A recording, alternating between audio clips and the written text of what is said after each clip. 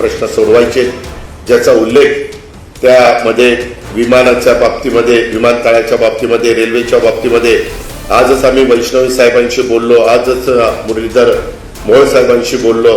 माझा सहसा प्रयत्न असा असतो की काम निघालं की लगेच तिथल्या तिथं फोन लावायचा आणि कामाचा कसा निपटारा करता येईल अशा प्रकारचा प्रयत्न करायचा. परंतु आज विमान देत असताना जरा खेळण्याचंच विमान आणून दिले, त्याच्यामध्ये मी पण आता 35 वर्ष गाजतोय.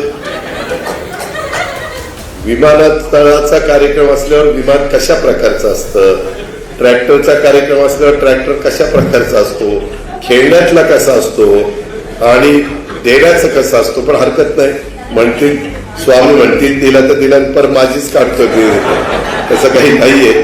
पण मी फार बारीक बघत असतो. मी